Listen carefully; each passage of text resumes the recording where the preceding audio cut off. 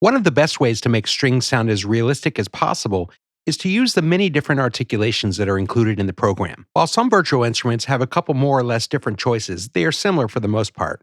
I'll use the Audio Bro Symphony Series String Ensemble, which is a relatively inexpensive pack for the amount of different controls and sound quality it offers. In general, you will find most of these articulations in most intermediate to advanced sample sets.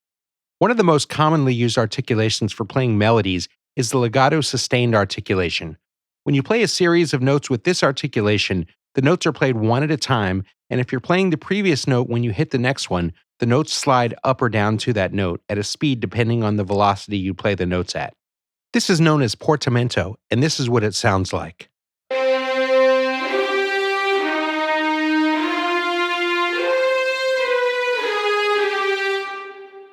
If you play the notes with a higher velocity or harder, you will not get the portamento.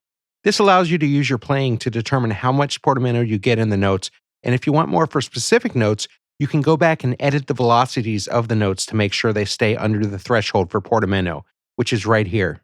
Here's a quick passage with no portamento. Notice how the two arrows facing up and down are to the right of the portamento slider. You also have a control for the amount of vibrato that the players are using. The vibrato consists of the players moving their fingers fast on the note to add a nice pitch and volume modulation. Here's a note with no vibrato in the beginning, but with some in the end so you can hear the difference.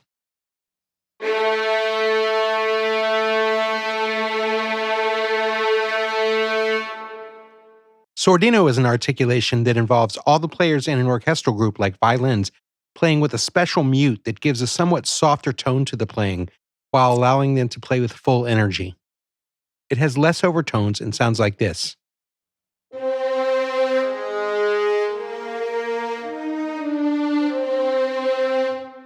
Tremolo is a special technique where the players move the bow back and forth at 16th notes or even faster for a special tremolo effect. It's used to add tension to a part. It sounds like this.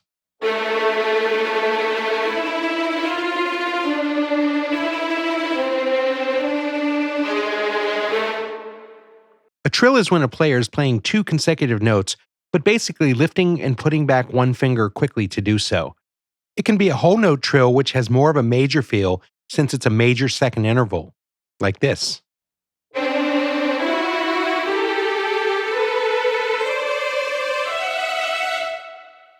Or it can be a half note trill that has a minor second interval and sounds like this.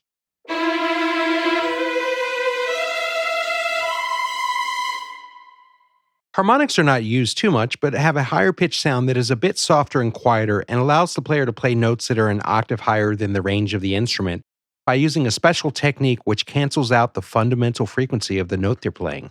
I would describe it sonically as the icing without the cake, if that makes any sense. Here's what a harmonic sounds like.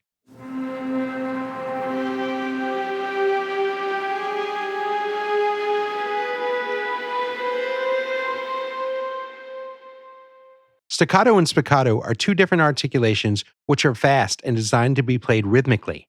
They involve touching the bow to the string quickly and removing it. This is what staccato sounds like.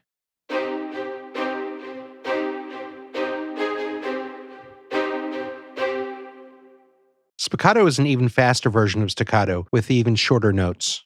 Staccato and spiccato parts are also very sensitive to the keyboard velocity, so you can use accenting to keep them from sounding too repetitive.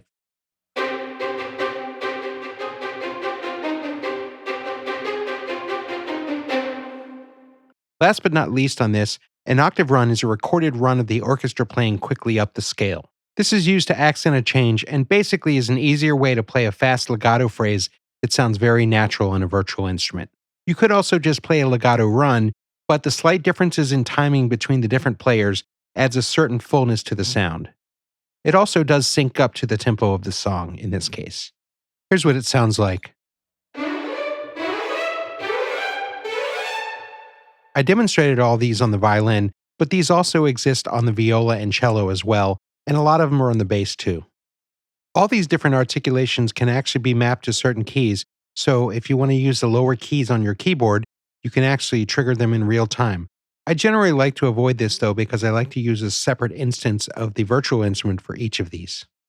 Only in a live situation, when you have to be able to switch articulations almost instantly, does it make sense to use these key switches.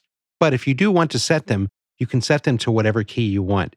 As you can see here, I have them set to keys between C and G0, and I can switch them just by pressing these keys.